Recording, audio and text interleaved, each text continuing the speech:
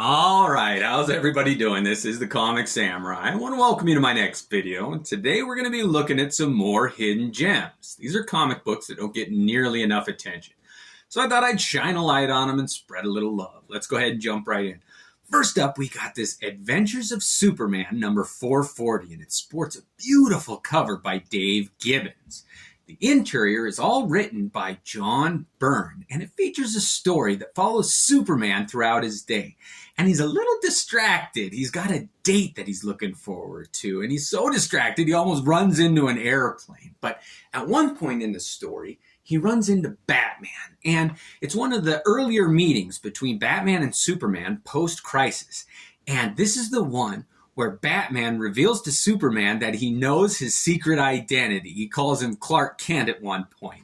And without missing a beat, Superman says, "Oh, that's good to know, Mr. Wayne." Like, wink, I know your secret identity too. It's a good moment. But the end of this comic book reveals who Superman's date is with, and it's Wonder Woman. And they share a kiss, and it's a whole splash page.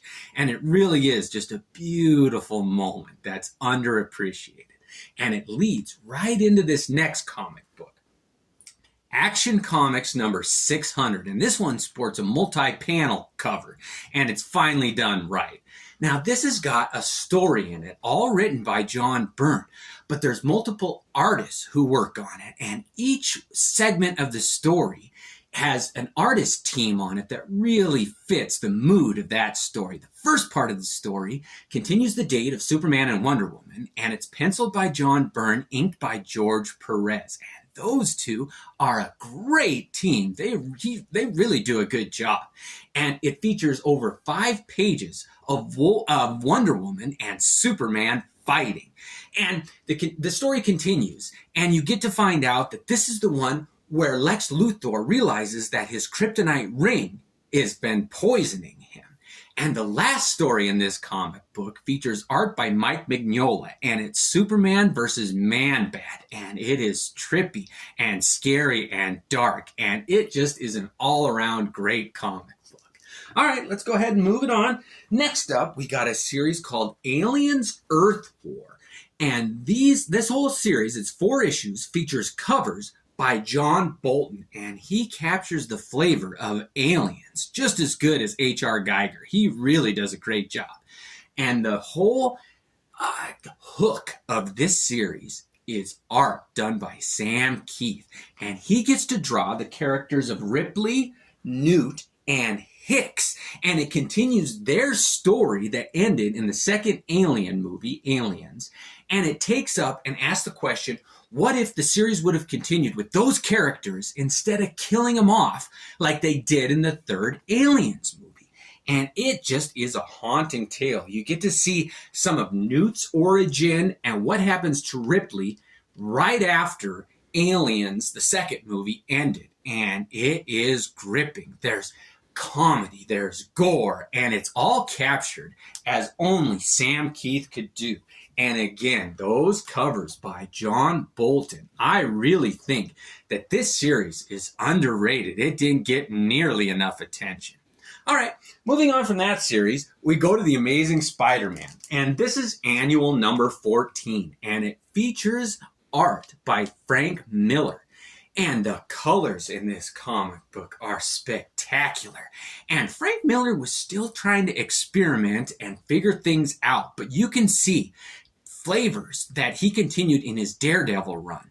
But this is Spider-Man, and it really is a good fit. It is an amazing story. Dormammu, Dr. Doom, and at one point, an old lady sticks her head out the window and is kind of yelling at Spider-Man for being too loud. And he sprays her in the face with his web fluid and right in the mouth. And he kind of calls her a Karen and goes on about his business. It really is a great comic book.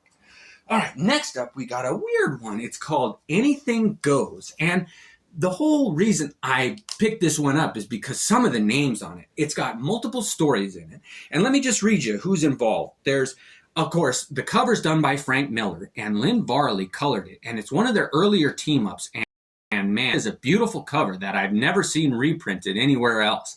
But Alan Moore does a story in it, and it is a little dark. It's a good one. And Sam Keith has a story inside that really is reminiscent of his work on The Max. And if anybody can understand the moral of that story, explain it to me, because it ends with a picture of an alien that I don't know exactly what he's trying to say. I have a guess, but anyway, if you know what he's talking about there, let me know. Jack Kirby does work in it, Art Spiegelman, but the one story that impressed me was one called Chrysalis. And it was written by Jack Cronin, and the art was done by Dennis Fujitaki. And I'd never heard of either of those two before, but they write a beautiful story about a young girl who finally succeeds in her life because of her differences. And it just is a heartwarming story, and it really touches a person's soul. It really was worth a read. I really dig that comic book. Anything goes. Next up is a series called A Man Called Kev, and it was written by Garth Ennis, art inside done by Carlos Ezquerra, and all the covers are done by Glenn Fabry. And it's a 5-issue limited series, so I'm going to show you the covers as I talk about the story. But it follows that character, Kev, who was introduced in the Authority series. And you finally get to see his backstory, what makes him tick, how he became the man that he is, and why he does the things that he does. And he's kind of an everyman that you can really relate to. And there is some typical Garth Ennis isms in it, where there's some toilet humor, and if you're a 14-year-old boy, you'd think it was funny, but there's enough depth and heart and gore and horror in this comic that a seasoned comic book reader can enjoy it too. And you can find these in dollar bins, and it'll take you 40 minutes to read all 5 issues, and you'll get a great story. There's ninjas in it, there's drugs, there's man-eating tigers. It is a romp, and I just think that this is underrated. It kind of wraps up Kev's legacy, and you get to know his story and how it ends. And you get to see his buddies here and their ultimate fate, and it's heartbreaking, and it's a story that everyone can relate to, and I really think it's underrated. All right, next up, we got Avengers number 182. And I think this one is overlooked because the covers on 183, 184, and so on were done by John Byrne. But this cover is not done by him. But the colors on it are amazing. It really is a great cover that pops. But the interior art is done by John Byrne, and it starts up that story that explores the origin of the Scarlet Witch and Quicksilver. And John Byrne's pencils on this are inked by Klaus Janson. And I'd never seen those two work together before, and they really do click. It's like a kind of a Frank Miller twist on the Avengers, and it's a little darker than I'd have ever seen, but this one, the ones after it, like I said, are so hard to find and so expensive, but this one is still underrated, so pick it up now while you can if you'd like a good read. I mean, that art, it's worth it just for that. All right, we got a couple left. Next up, we got Bad Planet, and this was a series put out by Image Comics, but it was written by Steve Niles and Thomas Jane, and Tim Bradstreet does the art on it, and he's one of my favorites. He really is great. But what's interesting is this is issue number 3, and if you're going to get the series, it's great. But if you can only find one, get this one. It's a 3D comic, and I always love 3D comics, but it's hard to find them when they're done right. And this is one where the art finally meshes with the 3D technology, and it does it in a great way. Those 3D images pop out at you, and it's done in color. And for some reason, the red and blue lenses that you use don't distort the art. It really is gory and horrific and fun. It's an adventure comic, and I can't say enough good things about it. If you want one 3D comic, make it this one. Not the whole thing is done in 3D, so your eyes don't get so exhausted. You can read a little bit of the story and then put the 3D glasses on when it tells you and enjoy splash page and gore and horror and monsters coming at you. Oh, it really is a great comic book. All right, last one we got is a great Batman comic, and it's issue number 402. And the art is done by Jim Starlin, and his take on Batman is unlike anything I've ever seen. It is so much darker. This story takes place when Jason Todd was Batman's Robin.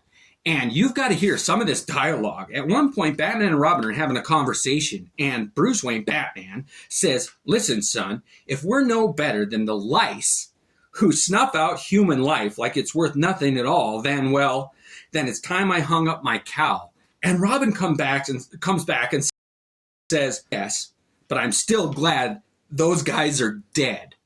And Batman retorts, me too, Jason. I mean, he's glad that the criminals got killed. It's a comic book that explores why Batman doesn't kill, and it's the first time he laments, like, yeah, sometimes when they die, it's not a bad thing. And he closes with a statement, and I've never heard Batman make this kind of a statement before, but he says, quote, after all, who am I but just another guy who thinks he's Batman? Oh, it really is a great comic book. The art on this, I can't say enough good things about it. All right, so that's it for tonight. Let me know if you think these are hidden gems or underrated. Let me know what your hidden gems are, and I hope you enjoyed. We'll catch you next time.